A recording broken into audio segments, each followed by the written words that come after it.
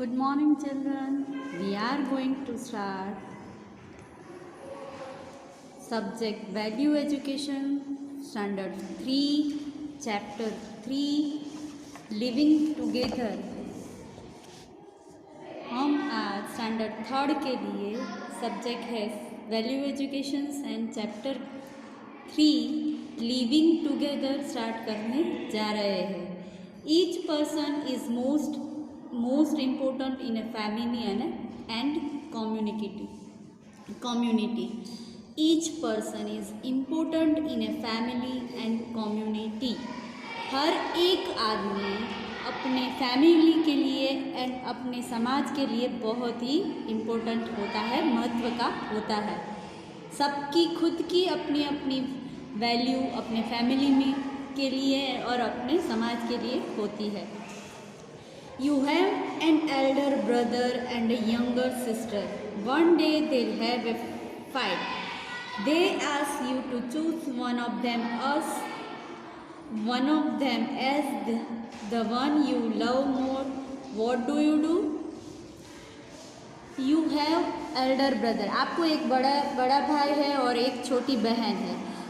वो दोनों फाइट कर रहे हैं और दोनों आपको ये सवाल कर रहे हैं कि आप उसमें से आप जिसको बहुत ही प्यार करते हो, बहुत ही चाहते हो, उसमें से कोई एक को सिलेक्ट करो. जिसको आप ज़्यादा चाहते हो उसको आप सिलेक्ट करो. तो आप क्या करेंगे? Tell them they are both important to you और choose one over the other. आप उनको ये कह देंगे कि दोनों ही महत्वपूर्ण है या फिर दोनों में से एक को आप सिलेक्ट करेंगे. तो क्या करेंगे? Tell them they both are important to you.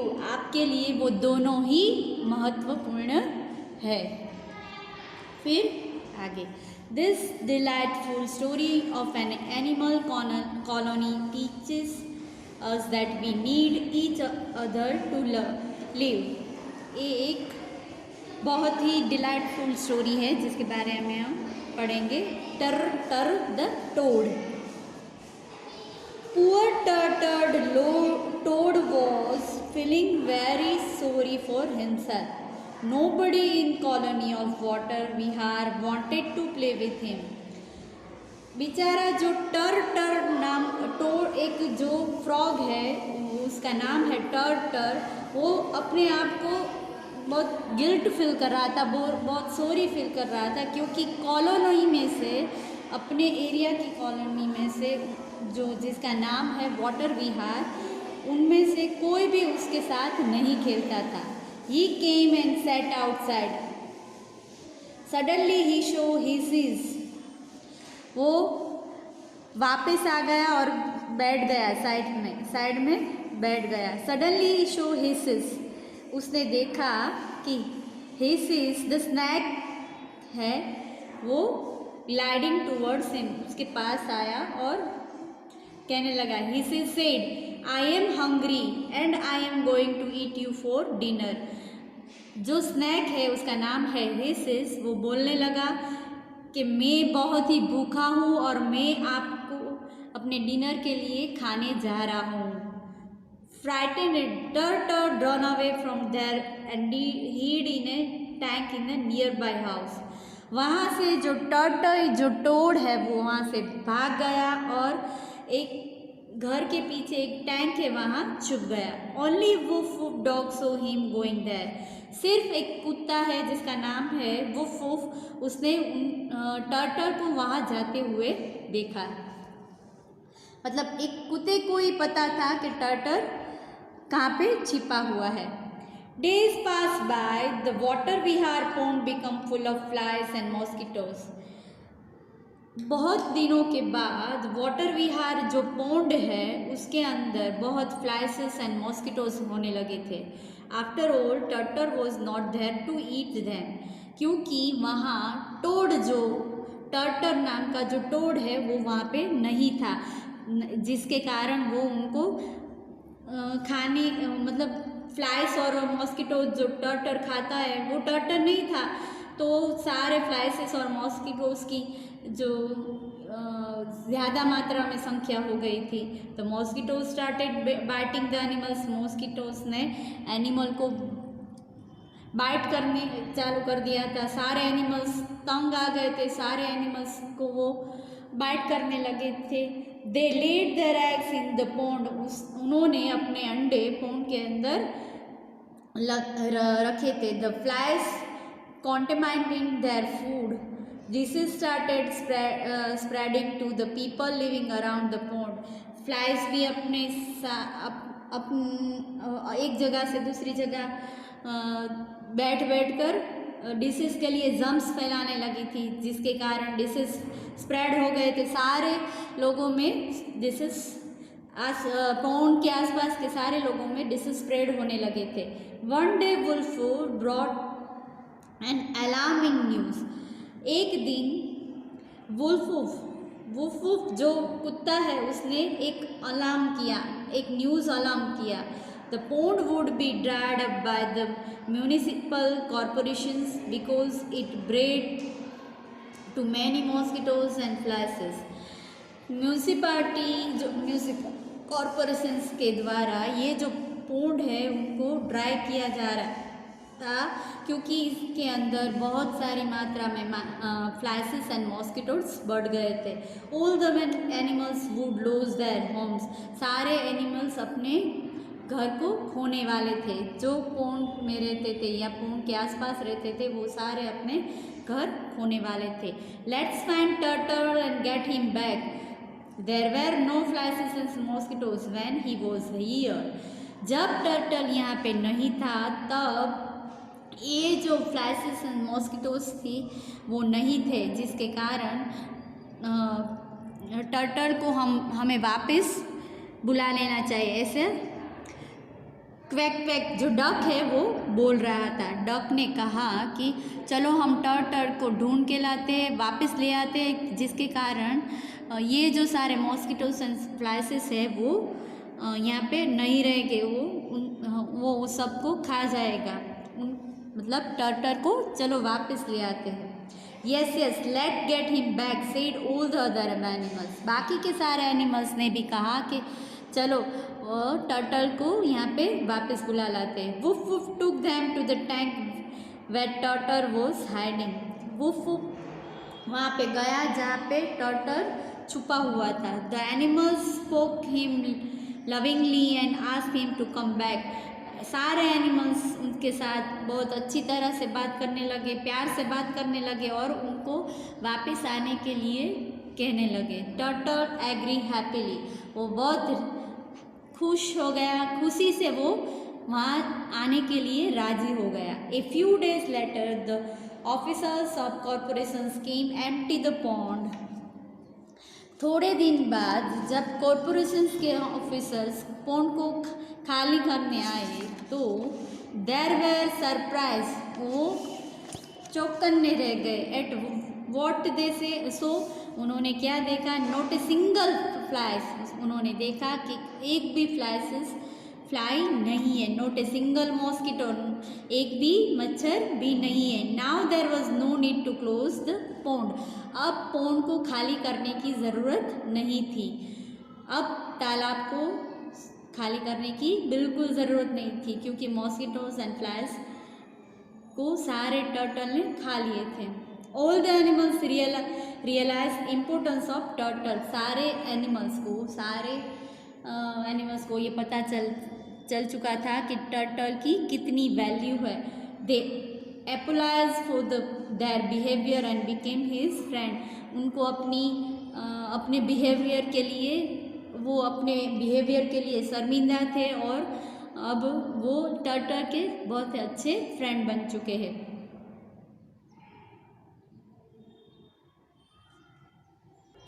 That mean सबकी अपनी अपनी खुद की वैल्यू हर जगह पर रहती है, अपने फैमिली में रहती है, अपने समाज में रहती है। मतलब कोई भी पर्सन, कोई भी लिविंग थिंग्स ऐसे ही नहीं होते, सबकी खुद की अपनी अलग अलग वैल्यू होती है। सो हमें सबको प्यार देना चाहिए, हमें सबकी वैल्यू करनी चाहिए। अब आगे, number the sentences in correct order. Water Vihar pond became full of mosquitoes and flies. फिर सेकंड था turtle run away because he was scared of hisses. Now there was no need to close down the pond. The animals went to the tank where Turtle was hiding and spoke to him lovingly. Turtle agreed to come back. अब इसमें से हम ये जो 5 sentence है उसमें से अब हमें चैप्टर के बेस पे सबको सीक्वेंस में पहला जो सेंटेंस पहले आता है उस हिसाब से सीक्वेंस में अरेंज करना है। मतलब हमें ये 5 सेंटेंस में पहला सेंटेंस चैप्टर में कौन सा था, फिर दूसरा कौन सा, तीसरा और चौथा और पांचवा, ऐसे अरेंज करना है। तो फर्स्ट वाला सेंटेंस होगा turtle run away because he was scared of hisses. Turtle जो है वो हिसेस को देख के, उस हिसेस के डर से वो वहाँ से भागकर चला गया। तो ये वाला फर्स्ट सेंटेंस होगा। सेकंड है water Vihar pond become full of mosquitoes and flies. जबकि टर्टल चला गया है इसीलिए वाटर विहार पोंड जो है वो मॉस्किटोज और फ्लाइज से बहुत ही भरा पड़ा हुआ था, क्योंकि टर्टल नहीं था तो मॉस्किटोज और फ्लाइज को खाने वाला कोई नहीं था, इसीलिए उसकी मात्रा बहुत बढ़ गई थी। तो ये सेंटेंस सेकंड आएगा, water Vihar pond become full of mosquitoes and flies. फिर है third, the animals went to the tank where turtle was hiding and spoke to him lovingly. सारे एनिमल्स है जो थे वो टर्टल को, वो जहाँ पे छुपा था उस टैंक के पीछे गए और उनको प्यार से बुलाने लगे और कहने लगे कि वापस आ जाओ। तो ये थर्ड सेंटेंस रहेगा। फिर है turtle agreed to come back. वो फोर्थ सेंटेंस क्या रहेगा, टर्टल उनके साथ आने के लिए तैयार हो गया, राज़ी हो गया। फिर है final, now there was no need to close down the pond. अब पोंड को खाली करने की कोई ज़रूरत नहीं, क्योंकि सारे फ्लाइसेस एंड मॉस्किटोज से वो टर्टल खा गया था और पूरा पोंड फ्लाइसेस और पोंड से और फ्लाइसेस और मॉस्किटोज से खाली है। मतलब वहाँ पे कोई भी मॉस्किटोज और फ्लाइसेस नहीं दिखने को मिल रहा था। तो लास्ट वाला सेंटेंस ये रहेगा, now there was no need to close down the pond.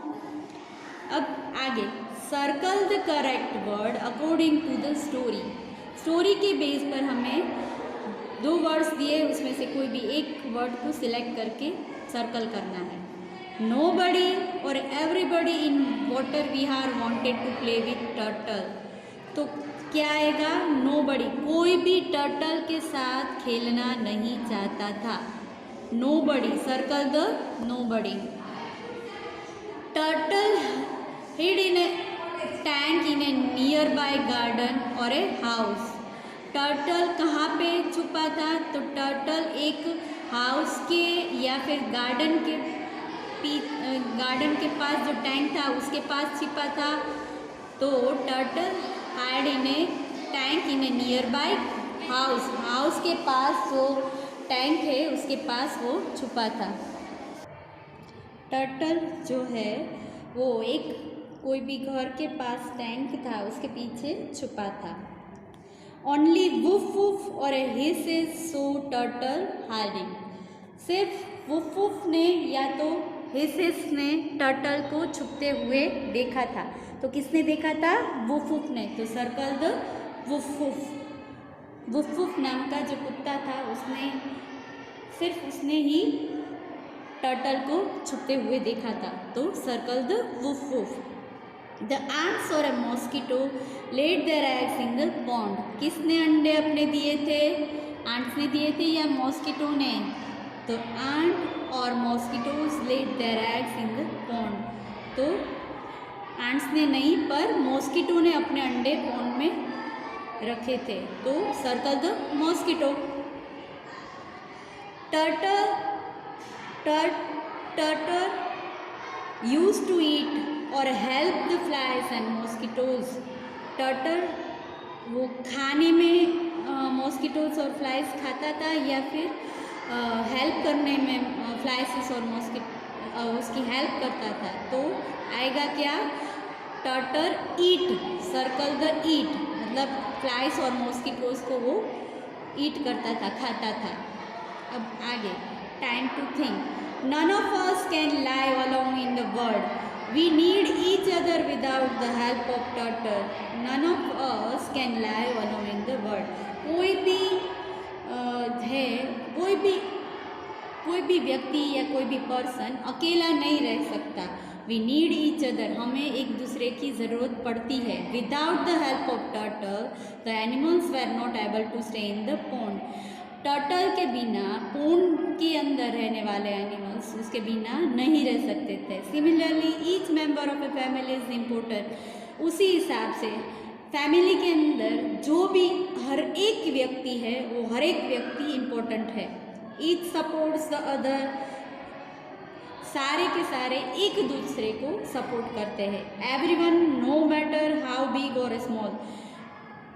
Everyone, no matter how big और स्मॉल. वो ज़रूरी नहीं कि वो छोटा है या बड़ा, लेकिन हर एक पर्सन एक दूसरे को हेल्प करते हैं. Has a role to play in helping the other. वो सारे छोटे या बड़े मेंबर किसी भी तरह की कोई भी मदद एक दूसरे को अपना रोल जो है वो एक दूसरे को हेल्प करने में वो रोल है वो प्ले करते हैं. मतलब कोई भी पर्सन जो छोटा है या बड़ा है वो इम्पोर्टेंट नहीं है, लेकिन अपने फैमिली में एक इम्पोर्टेंट रोल प्ले करता है एक दूसरे को हेल्प करने में. वो किसी भी तरह की हेल्प हो सकती है. छोटे अपने हिसाब से हेल्प करते, बड़े अपने हिसाब से हेल्प करते, लेकिन एक दूसरे को हेल्प करते रहते हैं. In a happy family every member helps the other. कोई भी जो हैप्पी फैमिली है उसके सारे मेंबर्स एक दूसरे को हेल्प करते रहते हैं. What is your role in your family. आपका क्या रोल है अपनी फैमिली में. Discuss with your family the importance of every members and how each one is dependent on the other. आप अपने फैमिली के साथ उसके बारे में चर्चा कीजिए. And importance of every member, और सारे व्यक्तियों की महत्व का जो है वो डिस्कशन कीजिए, और वो कैसे एक दूसरे पे डिपेंडेंट है उसके बारे में भी डिस्कस कीजिए. Time for a reality check. The students of class 3rd decide to stage a play for the annual day. 3rd class के स्टूडेंट्स ने एनुअल डे के लिए एक स्टेज प्रोग्राम डिसाइड किया है करने का. Each person is given a role a play. सबको अपना अपना रोल प्ले करने के लिए दिया गया है. Aditi is given the role of a narrator. Aditi को नैरेटर का रोल दिया है. She will not be seen on stage, मतलब वो स्टेज पर नहीं दिखती. She will be speaking from behind the curtain. वो पर्दे के पीछे से अपना रोल है वो प्ले करती, मीन्स वहाँ से वो बोलती है. Is Aditi's role is important as the others. तो अब अदिति का रोल भी उतना ही महत्वपूर्ण है जितना दूसरे प्लेयर्स का होता है. तो क्या आएगा, यस और ए नो. तो yes, Aditi is as important as the others, मतलब अदिति भी उतनी इम्पोर्टेंट है जितने बाकी के रोल प्ले करने वाले हैं वो सब. Would the play be complete without Aditi. क्या अदिति के बिना ये रोल कंप्लीट हो पाएगा. तो क्या आएगा, नहीं, अदिति के बिना ये प्ले जो है वो नहीं कंप्लीट हो पाएगा. Should Aditi accept the role. क्या अदिति को ये रोल एक्सेप्ट करना चाहिए, उसको स्वीकारना चाहिए. तो क्या आएगा, यस, अदिति को ये she should accept the role, मतलब अदिति को ये रोल एक्सेप्ट करना चाहिए. Right how you would feel if you were in Aditi's place and why. अगर आप अदिति की जगह होते तो आप क्या करते और क्यों करते। I would like to play the role of narrator is very important. मैं अपना रोल प्ले करती क्योंकि नरेटर का रोल भी इम्पोर्टेंट है। We have just discussed how each member of family is important and has a role to play. Let's look at the role of someone who we hardly notice. The house help. Take the thing she or he does for you and your house to see how important she or he is. तो हमने ये discuss किया है कि family के जो सारे member हैं वो कैसे अपने अपने रोल अदा करते हैं। Let's look at the role of someone whom we hardly notice. ऐसे कुछ रोल है जो हम बहुत कम नोटिस करते हैं, उसके बारे में हम बहुत कम बातें करते हैं। The house help. Take the things she or he does for you. जो आपके लिए आपके लिए कुछ करते हैं उनके बारे में हम यहाँ पे देखो।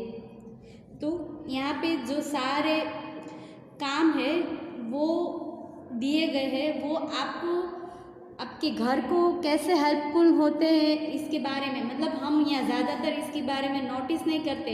यहाँ पे कुछ वर्ड्स दिए गए हैं, उनमें आपको सर्कल करना है जो हमें एक्चुअली अपने रूटीन लाइफ में हेल्पफुल होते हैं, लेकिन हमें उस पर ध्यान नहीं जाता। तो हमें ये कुछ वर्ड्स है उनको सर्कल करना है जो हमें एक्चुअली दिखाई नहीं देता, उनकी हेल्प हमें दिखाई नहीं देती। जैसे कि कुकिंग।